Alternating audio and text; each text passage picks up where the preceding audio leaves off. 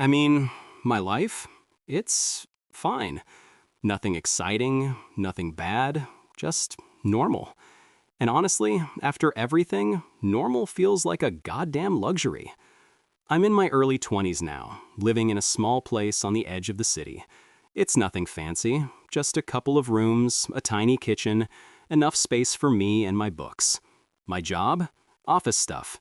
Staring at a screen all day, pushing papers, making calls. It pays the rent, keeps me fed. It's what I worked for, what I needed.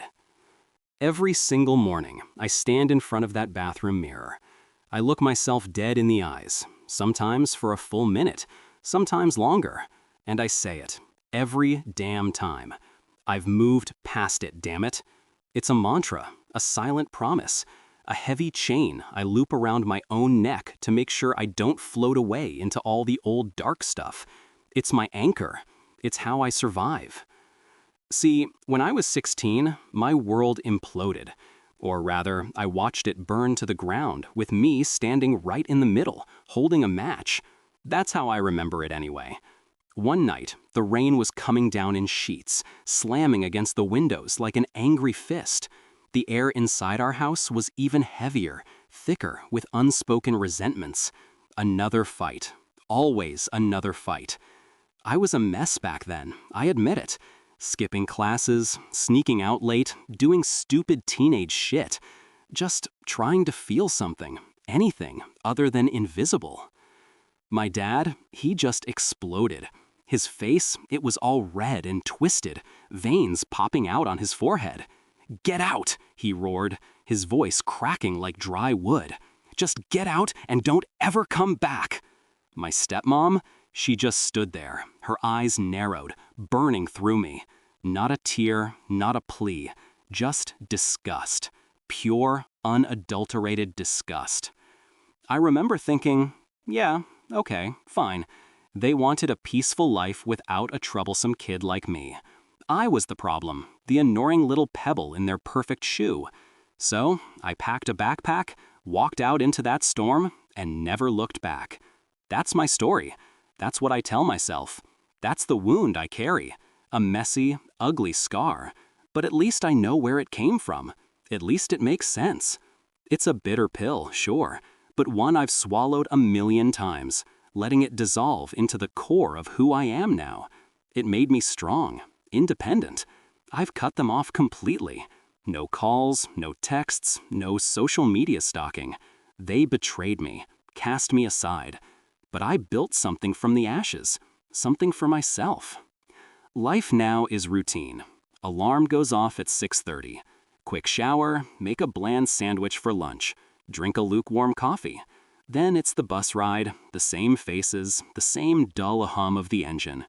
8 hours in a cubicle, fingers flying across a keyboard, mind drifting in and out of spreadsheets.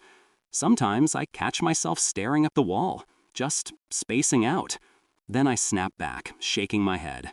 Focus, Alex, you're fine. One morning, just last week, I was doing my usual coffee ritual. Water boiling, the rich smell of grounds filling my small kitchen.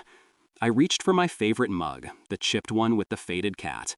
And then, for a split second, the whole room shifted. The counter, the stove, the window. It wasn't right. Like a painting had been ever so slightly rearranged, a detail out of place.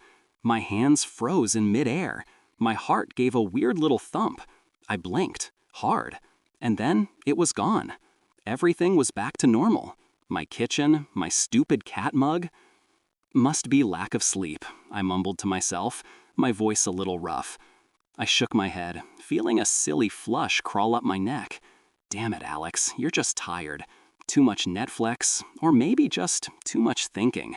Yeah, that's it. Too much thinking about nothing. Later, getting ready for work, I looked into the mirror again, fixing my hair, smoothing out the wrinkles on my shirt. My eyes met my reflection. For a breath, just a tiny sliver of a second, the eyes looking back weren't mine.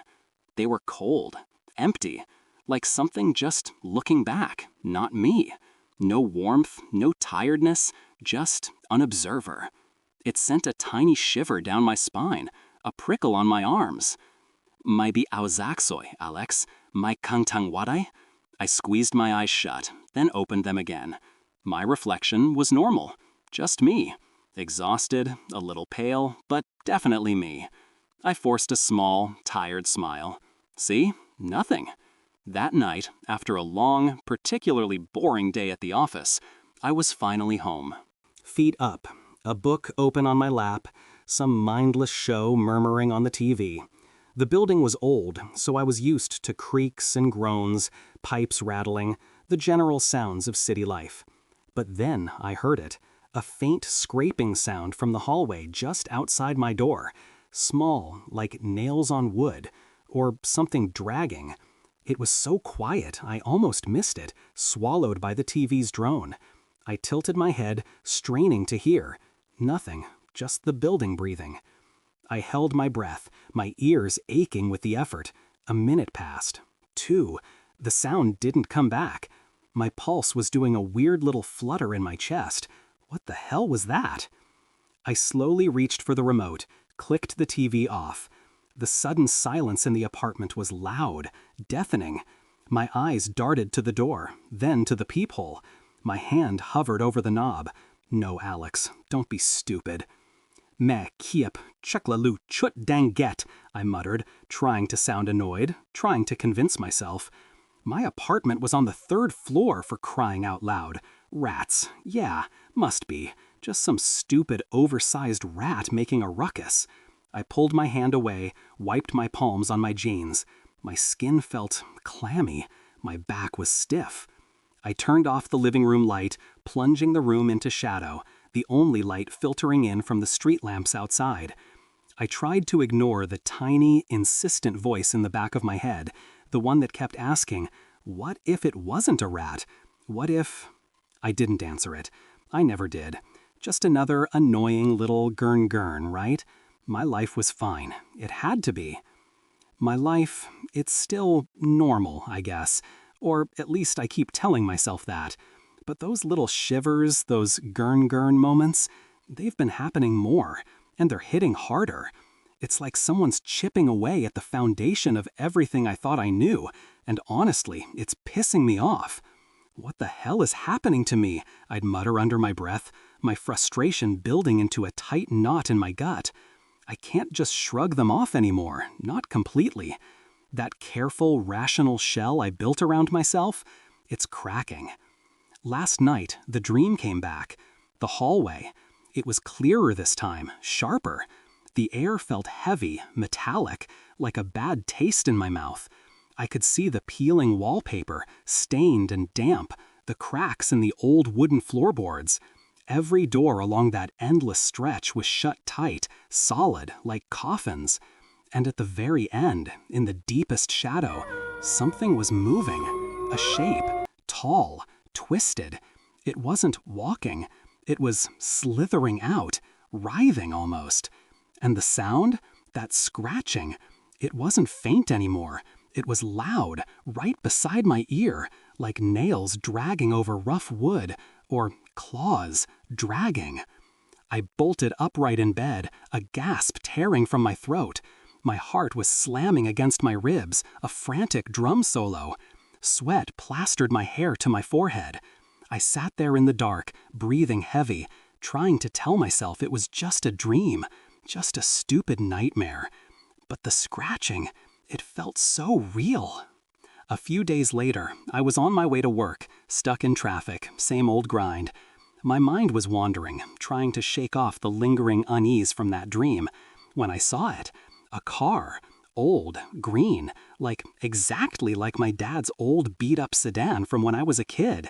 It was parked just off the road, half hidden by some overgrown bushes.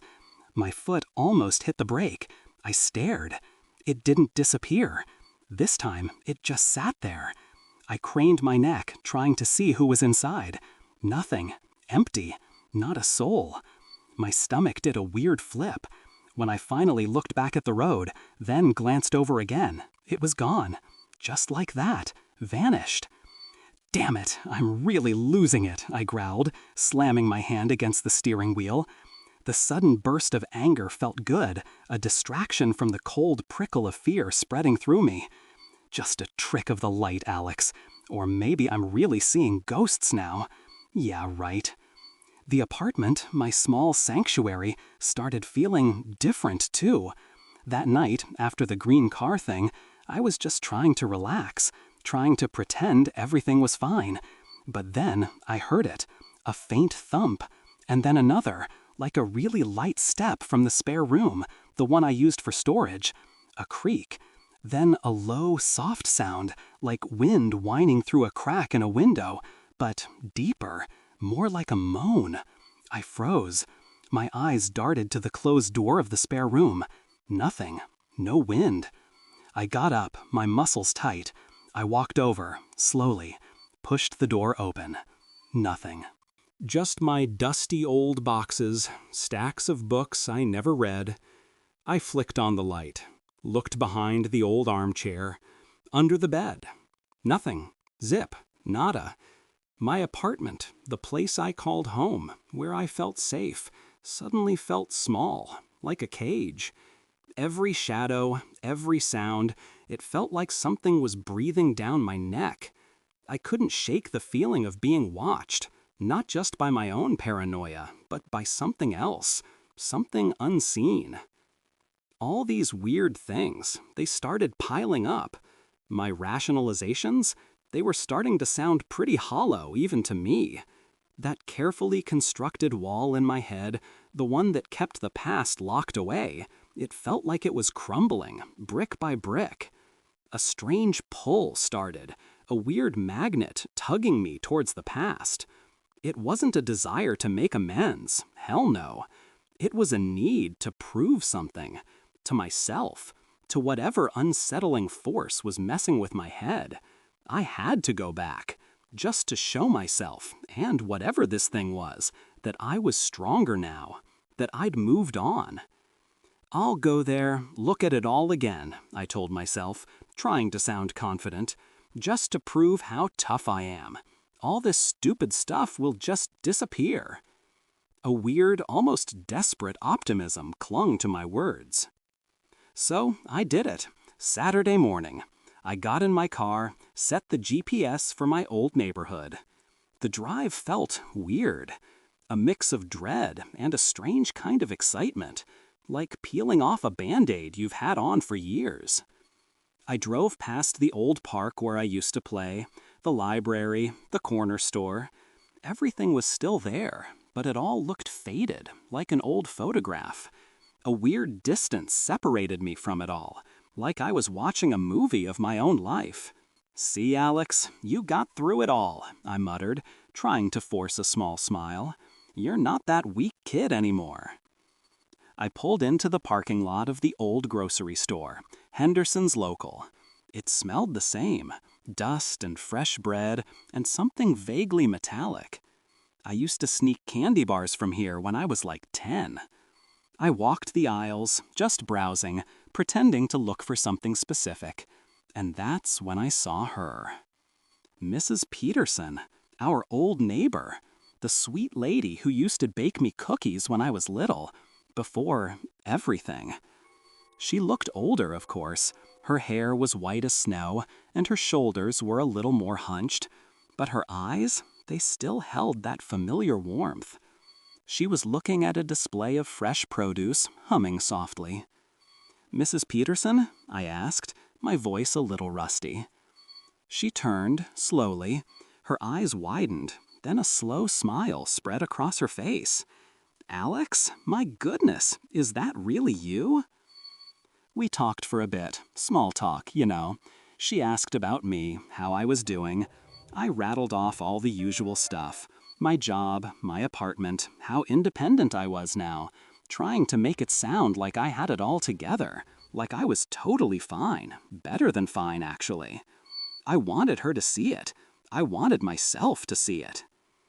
Then, for some reason, maybe to really drive home the point, to show how little it bothered me now, I brought it up.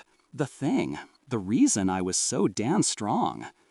"Yeah, it's been a long road," I said, shrugging, trying for a casual, almost dismissive tone. You know, when I was 16, my dad and my stepmom, they kicked me out. Rainy night, remember? Old news. I caused enough trouble back then, so I guess it was my own fault, really. I even managed a bitter, humorless laugh. Mrs. Peterson's smile slowly faded. Her forehead creased into a deep frown. Her eyes, those warm, familiar eyes, looked at me with a confused, almost pained expression, like I'd just said something completely out of whack. She let out a long, shaky sigh, her voice dropping. "Oh, my dear Alex, I always felt so bad for you and your father." And then she kept going, her voice barely a whisper, thick with sorrow. "They looked for you like crazy for weeks after you vanished like that. Even called the police. They said you never came home that night." Vanished. The word hung in the air between us, heavy and cold. It slammed into the wall I'd built inside my head, shattering it into a million pieces. The ground beneath me, the one I thought was so solid, suddenly dropped away. Everything around me, the bright lights of the grocery store, the soft hum of the refrigerators, the smell of bread, it all blurred, melted. The world tilted. My heart wasn't just thumping anymore. It was hammering, a frantic, desperate rhythm. My hands started shaking, so hard I had to clench them into fists. A wave of dizziness washed over me, and I felt bile creep up my throat. If I wasn't kicked out, if they really looked for me, then that night, where the hell did I go? The word, vanished. It hung there, heavy and cold, between me and Mrs. Peterson, right there in the middle of Henderson's local. My stomach lurched, bile clawing its way up my throat. I felt my face go pale, probably looked like I'd seen a ghost of myself, maybe. My hands, they were shaking so bad I had to clench them into fists, nails digging into my palms just to feel something, anything real. Mrs. Peterson, her face etched with concern, reached out, her hand hovering, like she wanted to steady me. "Alex, dear, are you all right? You look awful." My voice caught, a dry, rasping sound. "I have to go." I turned, stumbled, almost knocked over a display of canned peaches, didn't even care. The bright lights of the grocery store, the soft hum of the refrigerators, the smell of bread, it all just blurred, melted. The world tilted, spinning. It felt like the floor was a sheet of ice cracking beneath my feet. I pushed through the automatic doors, the cool air outside hitting my face, but it did nothing to clear the fog in my head. Vanished. It was like a broken record, playing on a loop, drilling into my skull. Every step I took away from that store was another crack in the wall I'd built inside my head, brick by agonizing brick. My dad and stepmom, they kicked me out. Rainy night. My fault. That was the story. My story. The one I'd lived with, protected, even used as a shield. Now, gone. Shattered. I got in my car, fumbling with the keys, hands still trembling. The engine roared to life, a harsh sound in the sudden quiet of my mind. I pulled out of the parking lot, but it wasn't the familiar street anymore. Everything looked off. The trees seemed taller, reaching like skeletal fingers. The houses, they leaned at weird angles, their windows like vacant eyes watching me. Streetlights flickered, casting long, distorted shadows that writhed on the pavement, like something was moving in them, always just at the edge of my vision. "What the hell is happening to me?" I muttered, my voice barely a whisper. My breath hitched. This wasn't just a trick of the light. This was different. It felt like I was driving through a reality I didn't know, a world that had peeled away its familiar skin and was showing me something else underneath, something wrong. The drive home was a blur of unease and a growing, gnawing terror. I don't even remember how I got back. Just suddenly, I was there, pulling into my usual spot. My apartment building, my sanctuary, it looked different too. darker, heavier. I got out, my legs feeling like jelly. My heart was pounding, a frantic drum against my ribs. As I walked towards my door, my breath caught in my throat. The front door. It was slightly ajar. I know I locked it. I'm always careful, always. A cold rush hit me, a blast of air that smelled stale, foul, like something had died in there a long time ago. My hair stood on end, a prickle running down my spine. "Mekip Gottrome?" I whispered, the words barely escaping my lips. My hand, still clenched into a fist, slowly reached out, pushing the door open wider. The apartment was dark, quiet, too quiet. I stepped inside, slowly, every muscle in my body tense, ready to bolt. My eyes darted around, searching for any sign of disturbance. Nothing. Nothing was out of place. My dusty old boxes were still stacked in the corner. My unread books were still on the shelf. Everything was normal. Almost. Then I saw it. The mirror. The one in the living room. The one where I'd sometimes caught a glimpse of myself. Only it wasn't me. Now, instead of reflecting my living room, my furniture, my familiar space, it showed nothing. Just a void. A dark, bottomless pit, like a black hole had opened up right in my wall. No light, no movement, just an endless, ink-black abyss. I gasped, a small, choked sound. My blood ran cold. I stumbled back, hitting the side of the armchair, almost losing my footing. My breath was ragged, coming in short, shallow bursts. This wasn't possible. It just wasn't. But it was there, staring back at me. A window into something else, something dark. The dark hallway, the one from my dreams. It flashed into my mind, clearer now than ever before. Not just a dream. It was a memory. The peeling wallpaper, stained and damp, the cracks in the old wooden floorboards stretching into forever. And at the very end, in the deepest shadow, something moving, a shape, tall, twisted, slithering, writhing, like it was pulling itself out of something. And the sound? That scratching. It wasn't in my head anymore. It was in the apartment. Or maybe it was just in my head, but it felt so real, so immediate. Nails dragging over rough wood. Or claws dragging, tearing at something, tearing at the very fabric of my memory. Suddenly, fragments of that night, the night I supposedly got kicked out, started flooding back. Not the yelling, not the rain, but hoarse whispers close to my ear, whispering things I couldn't quite make out. A heavy, dragging sound, like something enormous being pulled across the floor. And a feeling, a terrible, crushing feeling, like I was being swallowed whole by something cold, something immense.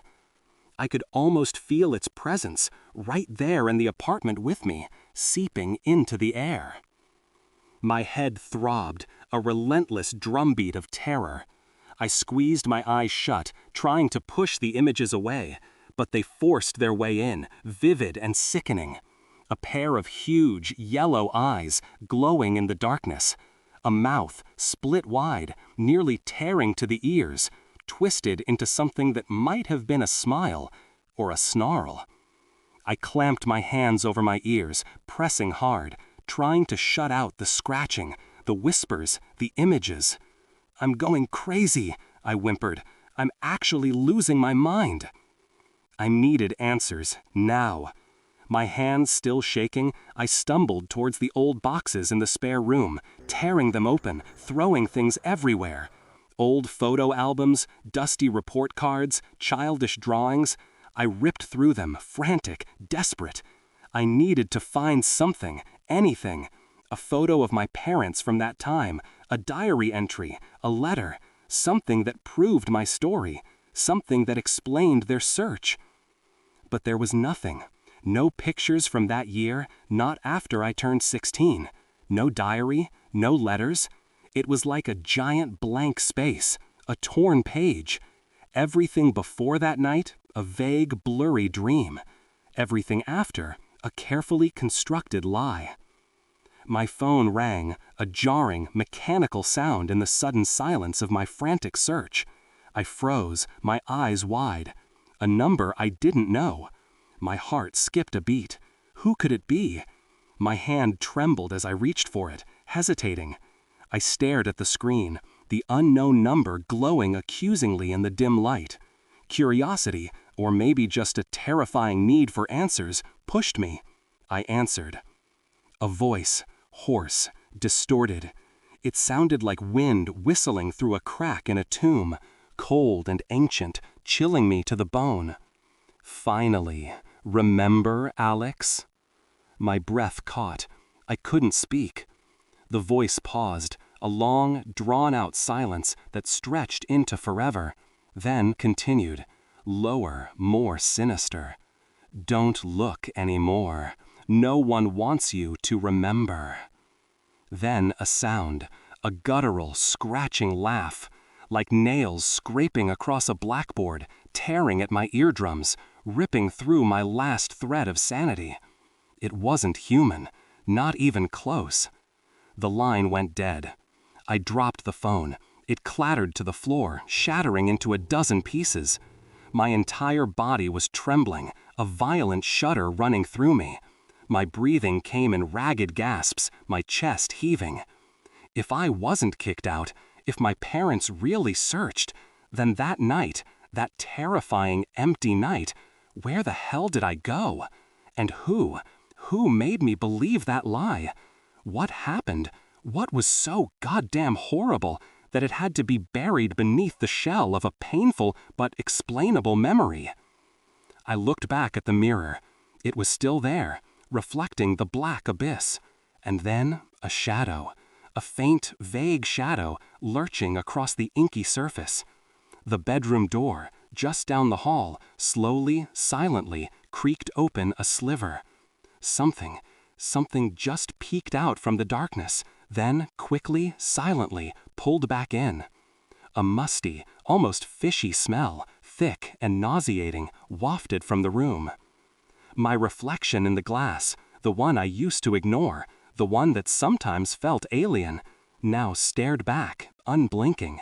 This me, was it really me, or was I just a stand-in, a shell, for something else? My mind raced, trying to find a logic, a reason, but there was none. Only the chilling realization that everything I thought I knew was gone. And something was here, with me, inside my apartment, inside my head.